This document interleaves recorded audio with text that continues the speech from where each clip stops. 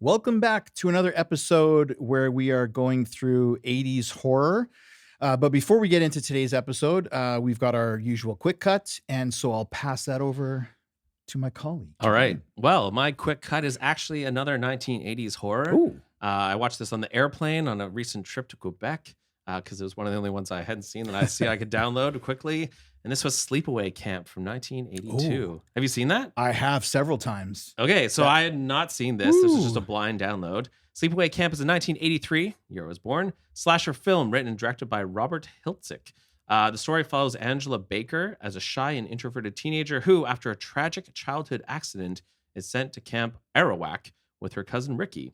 At the camp, Angela becomes the target of bullying from fellow campers and staff, and as tensions rise, a series of mysterious and gruesome deaths occur, leading to a shocking and unforgettable climax.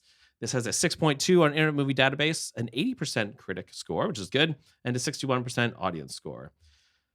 This one was really interesting. On the one hand, it was kind of so bad that it was funny. Right. And like cringy. Like there's some really cringy. Yeah. Like some of the places this thing goes, I think would not work today. No. Like, you couldn't even film the finale today, I don't think. No. And like there's characters who are like openly pedophiles, and there's actually a lot of pedophilia in this. Yes, there is. It's pretty creepy. The acting is cheesy. There's a lot of like over the top stuff. But then there's some really interesting things too. The ending was genuinely shocking in a good way, or in a it worked. What do you think accounts for the 6.2? Did you say? I think. Yep. So what do you think that's a pretty high score for this kind of film. It is.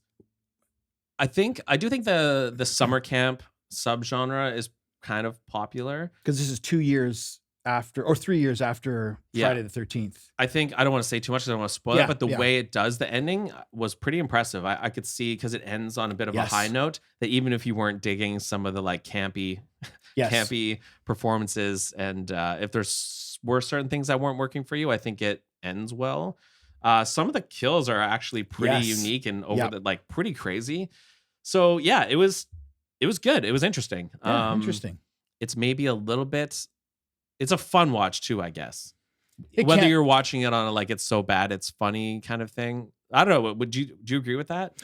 I do, but I think some audiences couldn't get past certain things. Yeah. Like the cringy stuff, especially the pedophilia stuff. Yeah. I think there would be some people watching it going, this is not on. I can't watch this. This pushes a lot of envelopes. And I don't know you could even make this film today and get away with it. So no. There's something about that early 80s that they just somehow were able to make it. But it was interesting.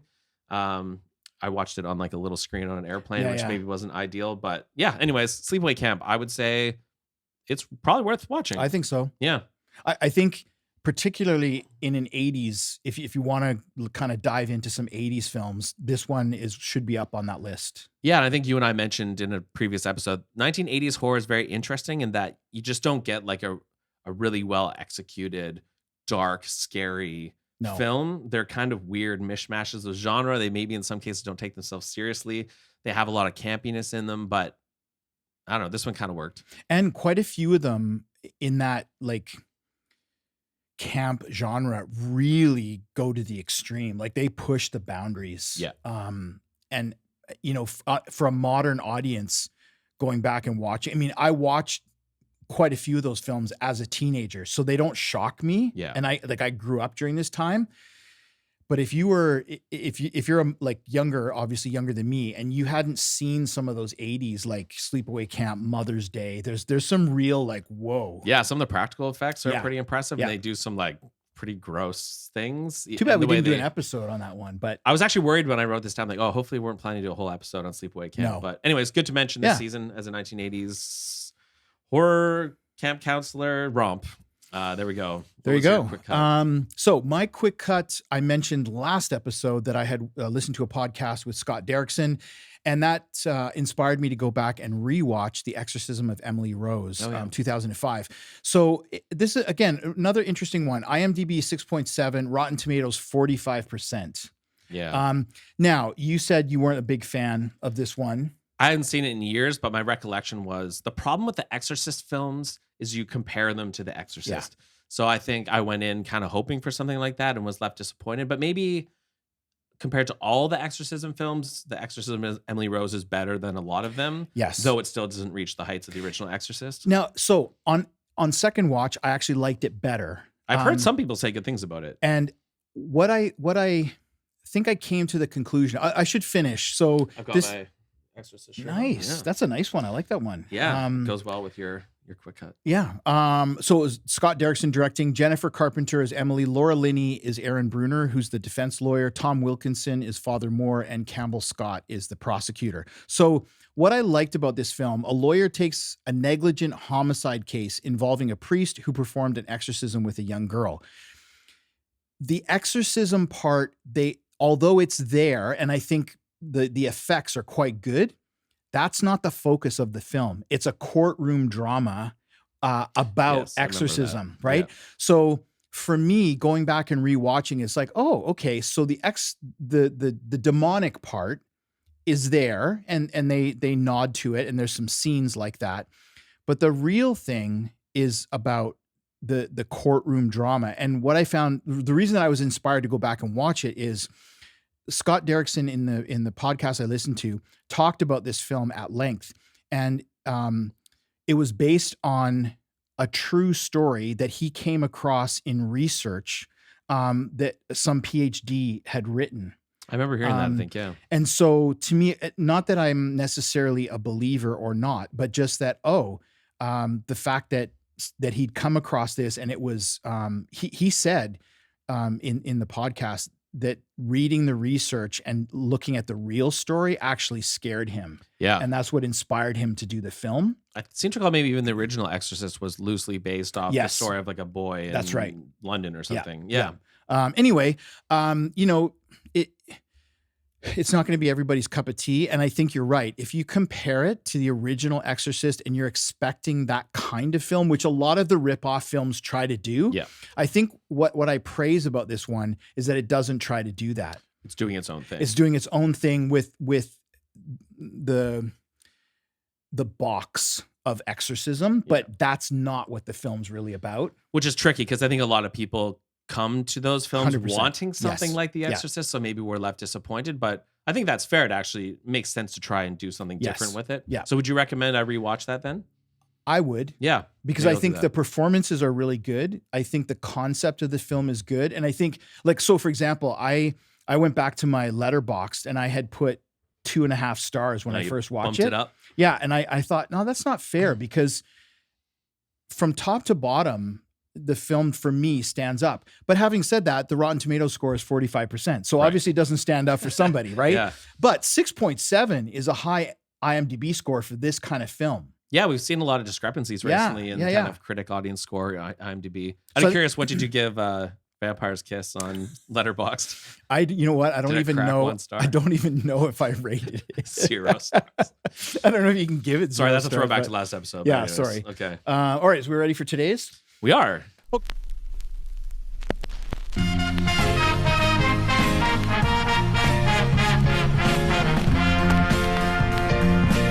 So today's is a classic from the 1980s in the best sense of the word. It's Poltergeist. The house looks just like the one next to it.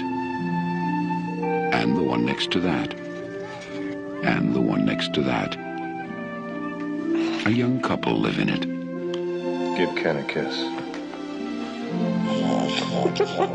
You are so obnoxious. With their 3 children.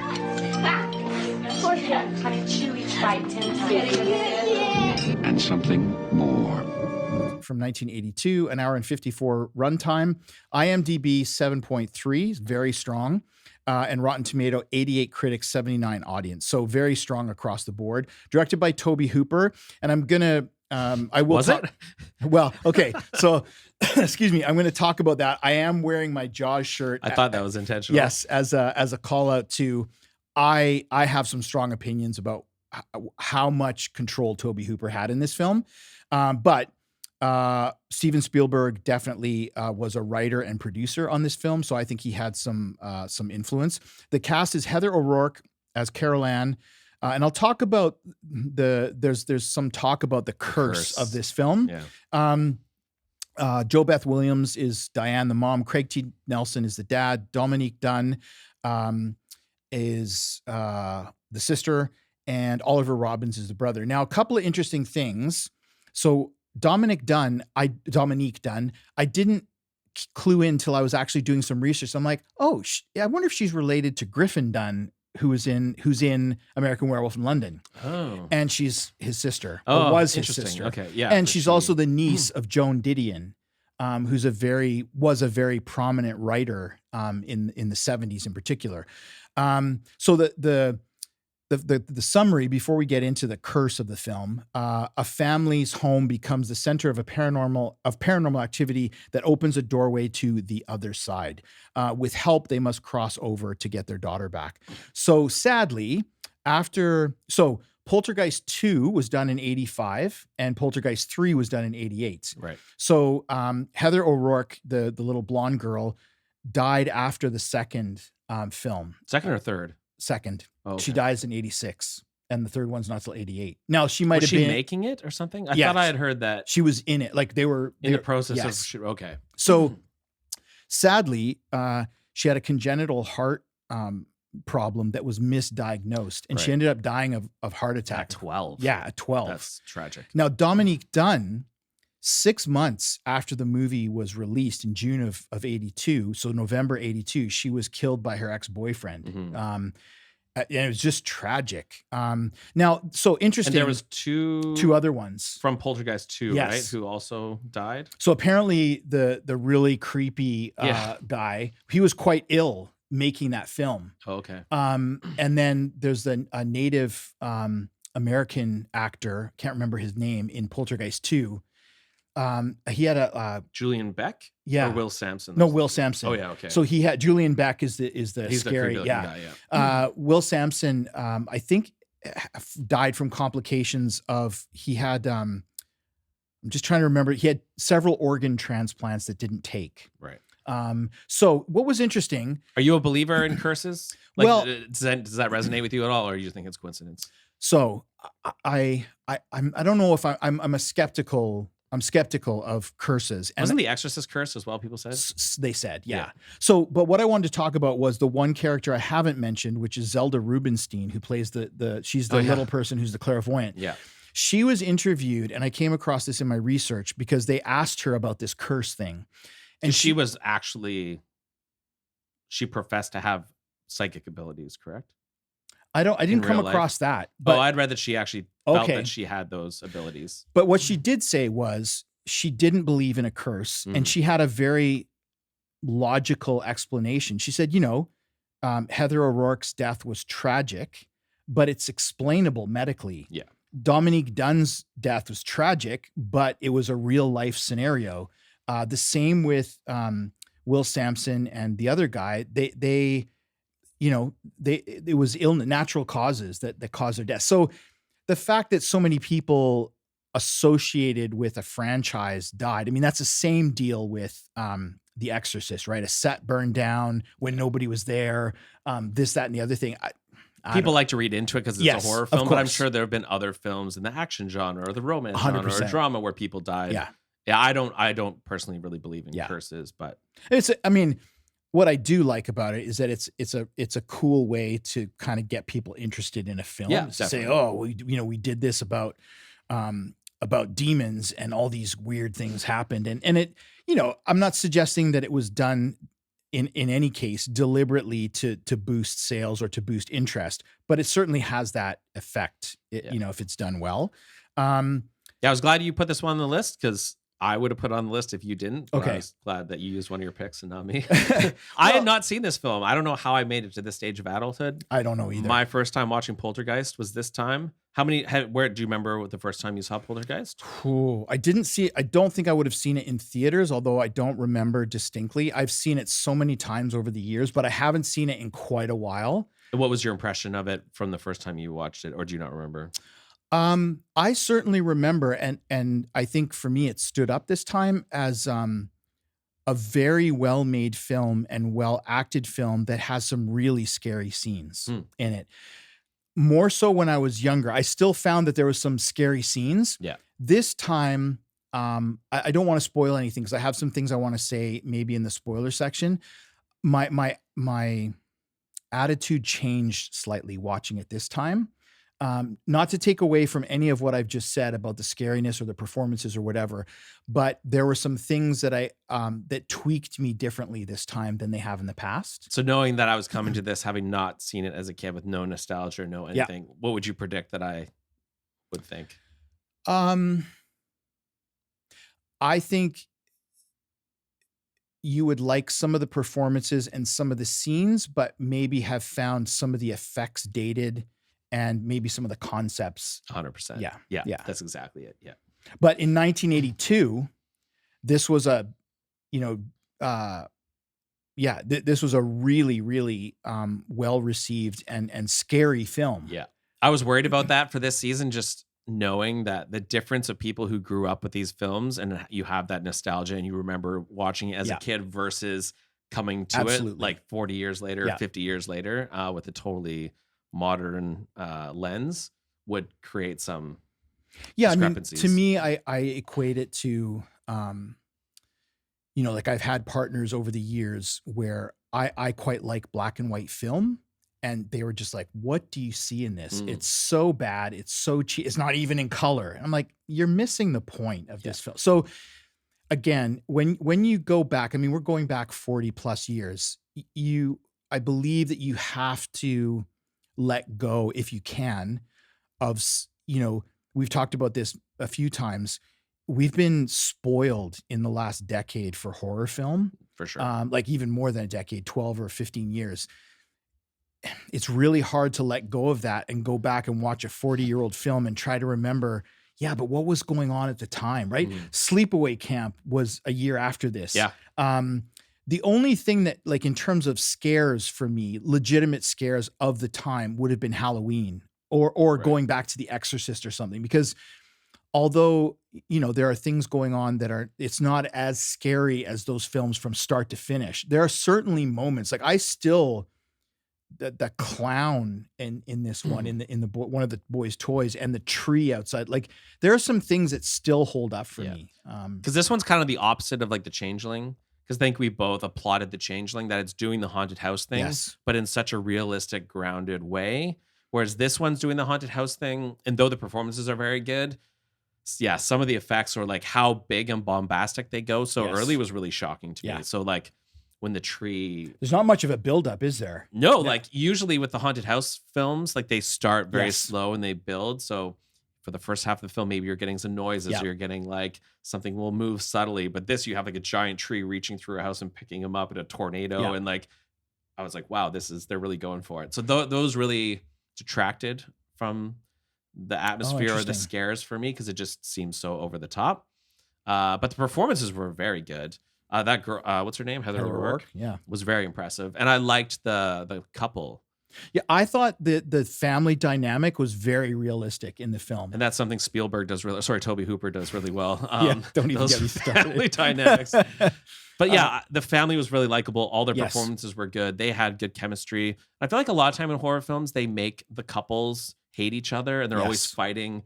But these two like clearly loved each other and they've been married a long time. And you could feel the romance or like just the love they had a really for each great other. relationship. And that was kind of nice. Yeah. And it makes sense in a horror film. Then you feel you feel more for them, or you empathize with them more, or you root for them more than when you have two people who hate each other or they're fighting over the kids or whatever. And I mean, we've discussed this before too. Like, I don't think you can have a successful horror film if you don't care about the characters, right? Like you have to create an atmosphere where you care what's going to happen, or you care that they're put in jeopardy.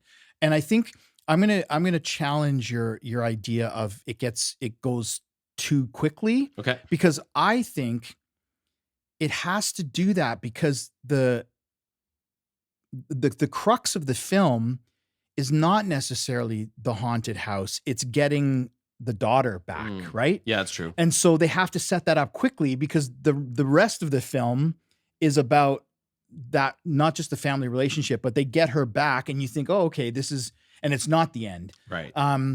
I guess I would argue that you could have the girl disappear, but do it in a more subtle, grounded okay. way. Yeah. So maybe they wake up in the morning and she's gone, Right. or she puts her hands on the television and then she disappears. Yeah. It's the over the top. We're gonna have a giant that just takes me out of it, and that's partly Fair. Yeah. my bias and my preference. Like I tend to like films that are very grounded and don't do over the top special effects things. And though you could maybe pull that off today, even I think if you had really good special effects, I still wouldn't like it. Okay. I like it when more is left to the imagination, I think. Yeah. But the glaring, like when the stuff is flying around the room and the lamp, like it doesn't look great. It didn't age well. No. I mean, this was up for 3 Academy Awards. It was the 8th highest grossing film in 1982. Right. Yeah.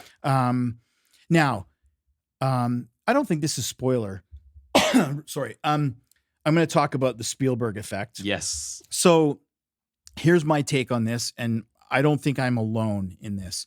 No. So Spielberg was set to direct this film, but he couldn't because he was committed to E.T. Yeah. And he didn't have the time. So based on Tobe Hooper's filmography, they chose him. Now, my take on this is that this is not a Tobe Hooper film. I don't think Tobe Hooper would have done this film. And what I mean by that is he would have done the film, but it would have been very different. Totally. I think the whole family thing, and again, this is one of my dislikes, that there's some really schmaltzy strings in the music. That's 100% Spielberg. Yeah. This is a really good commercial for Star Wars too, I think. Exactly, right? I've got that in my notes too. I've never seen so many Star Wars. Yeah. I know. So I feel like because Spielberg has writing credit and he has producer credit, I feel like there was pressure on Tobe Hooper to make this a family friendly because it's PG.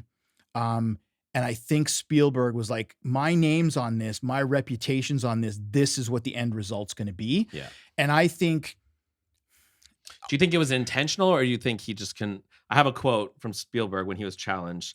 So he said, Tobe isn't what you'd call a take charge sort of guy. If a question was asked and the answer didn't come quickly to him, I would jump in and say what we could do. Tobe was always receptive to my ideas. Yeah, I mean, they've both denied that Spielberg had undue influence on this film. I call bullshit on that. Oh, yeah. If you compare this to E.T., or you compare this to Raiders of the Lost Ark, or you compare this to Texas Chainsaw Massacre, this feel or Funhouse, which is another Tobe Hooper film. Yeah, this oozes Spielberg. Absolutely. Like everything about it, which is not a bad thing necessarily, but it feels like a Spielberg film. It does not feel like a Tobe Hooper film. Yeah. And I mean, they've both denied it, but I'm sorry. The Directors Guild investigated them, right? I think so, yeah. And I mean, it seems to me that Hooper had quite a few films before this where he managed to make decisions and get a film done, even when he had no budget, like in Texas Chainsaw. Mm-hmm. So the idea that, he took too long to make decisions, that's just garbage as far as I'm concerned. And I watched a comparison where they look at the effects used in like Raiders of the Lost Ark. Totally. And the effects used in this. The melting Yeah. face. The way they do like the lighting and the spirit creatures, the Star Wars references and Raiders of the Ark. They have it was Spielberg. Now, do you think, is this a better film because it has Spielberg's influences, or do you think it would have been a better film if Tobe Hooper had full control and it was done in a more like traditional horror way? Well, I'm going to sit on the fence on that one because I think, obviously it's not fair to ask. I have an opinion. I just think, I don't know if better is the word that I would use. It would be a very different film if it had been completely under Hooper's control. I think it would have been it would be much scarier film. Yeah. Did you find this scary? There are twinges of scares, but not outright scary for me. But like I said, I think things still held up for me even 40 plus years later. But of course, you've got those 40 years of film. Yeah. There were just some things that were like, oh, it was too family friendly for me, right? I just can't imagine Tobe Hooper would have made it that way. Yeah, exactly. And that's such a like Spielberg 100% stamp, right? I mean, this is just a little bit scarier E.T., right? I mean, arguably, there are even scary scenes in Raiders of the Lost Ark, right? Oh, for sure. So I was actually shocked at that face melting scene because the film felt pretty tame, and I was like, "Oh wow, that's actually But he does that sometimes, Spielberg. Yes. But then he does it, and then he completely backpedals, and like you've got this swelling string Yes. section, or you've got some touching moment with the family or whatever. And I don't know, like, so Can we talk about music for a quick second? yeah, let's do that. Because I've seen people praise the soundtrack in this film. I found it over the top Me and too. almost overbearing, Yeah. like manipulative. Yeah. It was almost like grating. I actually found the music for me was a detractor. But some Yes. people said, "Oh, this is like my favorite score." I think, again, coming back, this is completely Spielbergian. He's broadcasting how he wants you to feel. Exactly. And to me, that's just manipulative directing. Yeah. Show me, don't manipulate my emotions with music. Like, I think a director who chooses not to include music or have very minimal music is really taking a risk, and a good one. Yeah. Because he or she is relying on showing you to be scared, as opposed to, well, if I make this really creepy music, it might. And to go back to The Exorcist, there's like the chilling tubular bells at one or two times, but mostly there's not music Exactly. manipulating you when the stuff is going Exactly. down. Yeah. So yeah, I mean, so on the whole, did I like this film? Yes. And do I think it still holds up? Yes, but not for the music or the effects or any of those things, but for the performances, for the believability of the family, for the odd scene that was kind of scary. So let's jump Did the in. effects detract for you? No, because I knew what was coming. Okay. So, but I could see, if you've never seen this and you're a modern viewer, you'd be like, oh, that's pretty cheesy. Yeah, it just felt like a shame because it felt like they had dialed in the atmosphere. The Yes. performances were very good. If it just showed some restraint with, Yeah. I feel like it would have been amazing. Like, I don't really have too many complaints about the film itself, other than I just found I kept getting taken out of it by the bad effects. Yeah. But tonally, I feel like they actually did a great yeah, job. I think And the you're right. scenes where they're not relying on, like the scene in the kitchen with the chair moving and Yes. stuff, that was so good. Yes. Because it wasn't over the top. And even the scene where she's like got her hands on the Yes. television, had they just left it there, that would have been great. But then they have the like thing that comes out of the TV and it looks Yeah. super hokey. Did you, I mean, I just had a thought when you mentioned about effects, because it almost seemed, and this would be, I think, a reasonable assumption. You make other films, I'm talking about Spielberg, excuse me, and you have an effect through ILM or whoever he's using, and you think, oh, that's a cool effect, I should use it here. Mhm. Because like you said, there's effects from other films that end up in this film. Yes. And I wondered, oh, they spent so much money on that effect in that film. I wonder if they just wanted to, True. reuse it so that they could make their money back or whatever. Yeah, I think restraint's the best word there. I think if they had held back a little bit, it would have, the film would have aged better. And the practical effects are actually quite good. Yes. Like when the guy's ripping his Yep. face, the steak and the maggots, I Yes. thought was really good. And the real skeletons. Did Yeah. you hear that? I did. I mean, I didn't know if that's a spoiler or not, but yeah. Well, there's a point in the movie where they have skeletons and apparently they're actually real corpses. yeah, they're real skeletons from India. So And that's related to the curse aspect of the film. Right. One of the things that they said, or that that people have claimed, is, so the film is based on the idea that you've desecrated human remains, right? So the one of the famous lines, you move the headstones, but you didn't move the bodies. Yeah. So because they were using real corpses for the skeletons, that was one theory I've heard, is that, well, that's desecration of human remains. Yeah. And that's why there was a curse Does on that the film. not seem like an ironic disconnect that Yes. they're doing that in a film Exactly, that has exactly. commentary about not doing that?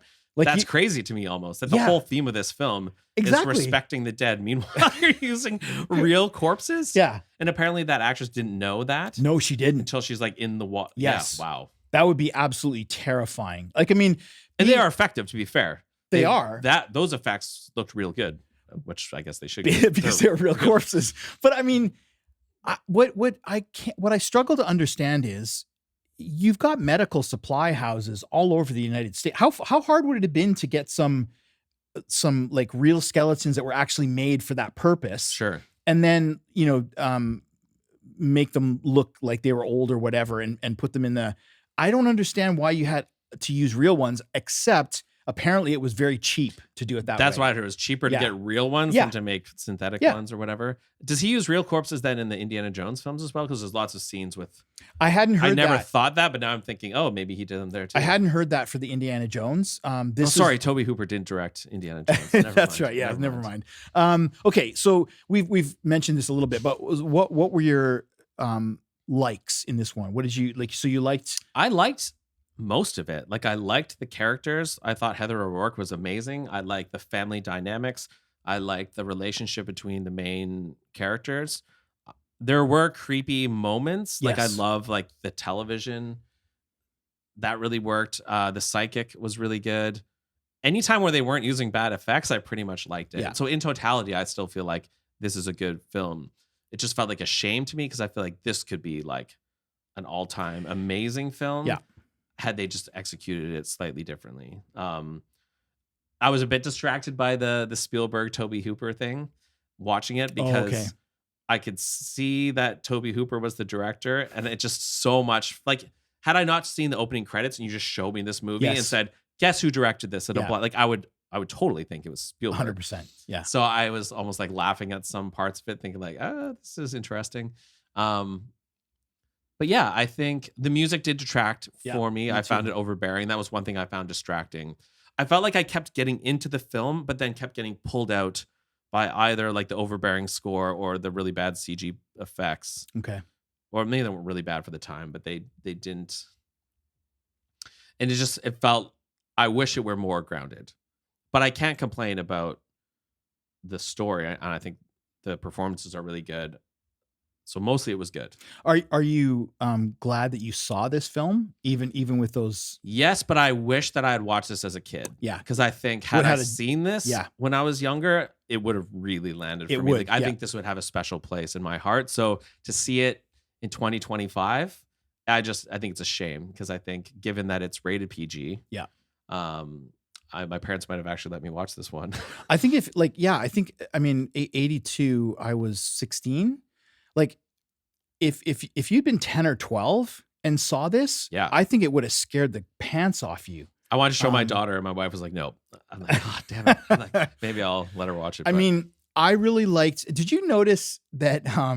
Despite the fact it's in California, it's always stormy and raining. Like it's yeah, like, true. and I was like, okay, but maybe it was just a bad summer, but it just seemed like it was always raining and stormy, and maybe that was just the impact of what was happening in Cuesta Verde or whatever the thing was called. Now, Some of it's over the top, like where that guy he drops the beer and he's Yeah. like running through his house Yeah. with beer spraying everywhere. I'm like, Yeah. I don't know about that. yeah, exactly. Now, I mean, I've mentioned this before, and it's actually related to this, but there's a nice dolly zoom in this one, and it's funny because a famous dolly zoom is in Jaws, where Roy Scheider's character's on the beach, and you can see him looking out into the water, and the camera is a dolly zoom is this effect where the camera's moving one way, and it's also like you're seeing this effect Is where that the hallway with the door? Yes. That was so good. and that was so Yeah. good. And again, Spielberg, right? I mean, not that Spielberg was the first one. I mean, I think Hitchcock used a dolly zoom very effectively, but I think Spielberg, that scene in Jaws is just iconic. And it was like, oh, Spielberg had no influence. I'm pretty sure, Yeah. I don't know if this has ever been done, but I feel like it would be a cool idea to get like 5 directors together, give them the same script, and then say, go make the movie. yes, that would be really interesting. So it'd be cool to have like 5 versions of the same film, but all directed by different people and see the differences. Yeah. So if you had like Ridley Scott and Quentin Tarantino Yes. and I don't know, Ari Aster and Steven Spielberg, like go direct the same film. But And Rob Zombie, And Rob Zombie, exactly. Has that ever been done to your knowledge? not to my knowledge. They should do that. I think that would be cool. I mean, it's a really interesting idea. Yeah, because if Tobe Hooper had full control and we got to see Steven Spielberg's version, which is the real one, it would be so. If Tobe Hooper were to direct a film like this, It'd be really interesting to see what it would be like. Because yeah, it's sometimes you like this is kind of a unique situation where you have the director with the credit, but it's clearly directed by somebody else, so it starts to make you question how would it have been different had Tobe Hooper had Yeah. full control and Steven Spielberg hadn't been there. I mean, what's interesting to me is if you look at the history of Hollywood, this is a real throwback to the studio days of Hollywood where the producer called the shots. The director was just a name. Mhm. It was the producers and the writers who basically directed the film. Yeah. And it wasn't until the 70s where you got the, auteur theory and you had studios that were declining in power, and they decided to give over power to people like William Friedkin or Scorsese or whoever. Mhm. And you started seeing a director's vision as opposed to a producer's vision. Yeah, good right? point. And so this seems like a throwback where you've got somebody taking the reins of control and saying, yeah, sure, we'll put your name on the film, but I'm going to have a lot of say in what happens. And not to be cynical, but these days it seems like when they throw a famous name as the producer, they're just like, oh yeah, go see this movie because this name is Exactly. associated with Yeah. it, and you question whether they had any control over it rather than just having their name slapped on it. I mean, this is an aside, but I've been watching this series on Tubi called The Vice Guide to Film, and it's basically a little half an hour segment on, I think that I counted 20 directors, and they have actors that have worked with them and Oh, cool. other directors, and they comment on their films and what they were like as directors and so on. But Oh, I'd like to watch that. what interested me was, and the comment that you just made, and I know I've forgotten his name, but Nicolas Cage. no, Joubert in the Inglourious Bastards, Hostel, Eli Roth. So I've seen several of those. Eli Roth presents, Yeah. and it got me wondering. It's like, okay, other than Cabin Fever and Hostel, what other things has he done? Green Inferno. Oh Was yeah, that- okay, Green Inferno. And he did one last year. Did he? I thought he had one just recently. Yeah. Oh, did he do? He did the Borderlands, I think, Okay. which was apparently Yeah, terrible. I yeah. think that's Eli Roth. Apologies if that's incorrect. Yeah, I think of him for Hostel, Cabin Fever, Green Inferno, But and did he do a short? yes, I think he's done some short stuff. But my point was, I think his name Gets is thrown on all sorts of Yeah. things as a producer. Yeah. Yeah, and that's me being cynical, right? Like, oh, go see this because 100%. Yeah. I mean, I do think it's because I've actually fallen Did into you do that. the Machete one Which with with yeah, I that know. the Yeah. guy? What's that guy's Well, name? Anyway, yes, I think he did. Anyway, I mean, I've fallen into that trap actually where I haven't really paid attention, and I've watched a film because I thought it was directed by somebody, and then when I Yes. went back, it was like presented by or whatever. Sorry, I got to look that up. 'Cause That's okay. Really bothering me. So I have two questions for you. Yes, Are the sequels to this good? Because I've not seen them. I haven't seen either of them. Okay. And given my critiques with the effects, part of me is thinking, oh, maybe this would be an interesting remake. And I know they did a remake. Yeah. Have you seen the remake? I have not. Okay. It was 2015. I think they did a remake. So I'm kind of curious now to go watch. So you've not seen Poltergeist 2 or 3. No. Are you curious to do that? I think or- I've heard good things Danny about Trejo. two. Danny Trejo. Trejo. I thank didn't you. even have to look it up. It just came to me.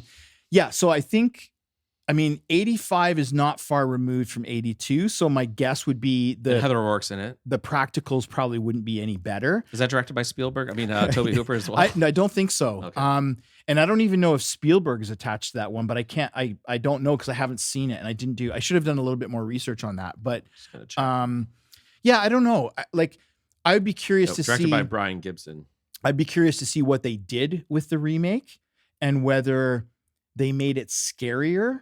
Hang on. It's got the creepy guy in it though. That guy's I actually think I did see the 2015 remake of Poltergeist, but it's having no impact on my memory. I didn't think it was anything worth considering. I'm pretty sure I have seen it. I remember nothing about it, whether it was good or bad. I mean, I think that what I do recall is that the scary bits were a little bit scarier because it's 2015 and they Yeah. had the ability to do that. But the things that we liked, like the family dynamics and the performances and those kinds of things, were not Are as well lost. done. I Yeah. mean, you've got some really, fairly heavy hitters. I mean, Craig T. Nelson's got a really good filmography. Joe Beth Williams has done a lot of good work. Craig T. Nelson. I feel like I've seen him more in secondary roles, not as like the lead. Yeah. I thought he did a good job Yeah. here. Yeah. Okay, so before we head to spoilers, Yes. do you recommend Poltergeist to a 100%. modern audience? Yeah. Yeah. No, I do as well. I think it's a shame that some things detracted for me, but overall, like the performance hold up, the story holds up. It's a good one. And would you classify this as kids horror? Because we talked about that a few times Yes, we this have. season. I think unlike Creepshow, I don't know. I think, okay, I'm not going to be definitive on this. I think if you have parents who are very, and I don't mean this in any bad way, but who are conscious and controlling of what their kids see, they probably wouldn't do well seeing this. Yeah. If they've grown up watching a bunch of different things on TV and, whatever, renting or streaming, and this is pretty tame stuff. Yeah. But not if you haven't seen anything like this. Yeah, the face melting scene gives me pause when I think about it for my own daughter. Otherwise, I think I would let her watch it. And I could already tell my wife was like, no. And I was like, oh, maybe it'd be a good one. But I mean, I think the tree scene would be quite scary for some kids. Yep. And the clown grabbing the kid and pulling that's him another under the curse bed. thing. Apparently, he almost choked to death Really? from that. And Steven Spielberg had to rescue him. That it had lost control and they couldn't get it off. And he was actually choking to death. I never read that. Wow. Yeah, that was another thing that they attribute to the curse of this film. So We're in spoilers now? Is that right? we're heading into spoilers now. Yeah. Okay. Well, I think because before we spoil, we Yeah. say whether we recommend it or not. Yeah, 100%. I recommend this. I mean, as long as if you're a modern viewer, you check your expectations at the door and don't expect The Conjuring or any of the Annabelle. Yeah. Be prepared for effects that haven't aged well. Yeah, and also be prepared for, again, like we've talked about, that it's rated PG, and go into it knowing it's going to have its limitations because of that rating. And it's so rare to have a horror film that's rated PG. Yeah. Although apparently PG-13 did not exist at this time. No. So apparently they actually were given an R originally because of that face scene, and he had to go back and edit a few things to get it down to the PG. Spielberg appealed. I think it was Spielberg who appealed for the PG rating for his film. So, all right, heading into spoilers. Okay. So I just had an upcoming thing spoiled for me.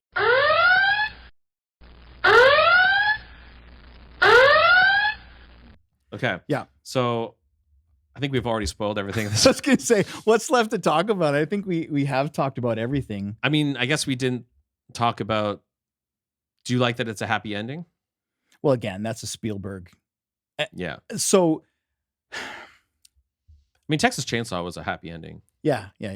I guess if I'm honest, no. Like, I prefer a downer ending. But like, do you wish that they didn't get the daughter back and that she was actually disappeared? Or do you? No, because I think that's an integral part of the story, but I wish it would have got darker after they got the daughter back and something happened that threatened the family or threatened their existence. I think I still would have had it where they're searching for the daughter and a lot of the film revolves around getting her back. But then I think that would be a great way to move the film forward by having her back, having that cathartic moment, and then just hammering the audience with something super dark. Yeah. That would be my preference. But I really like that scene where he's like, you didn't move the bodies? Yes. That it's was really good. That was good. And it was kind of like, oh, yeah, that explains all of this. So that was interesting, too, because I think usually they're using like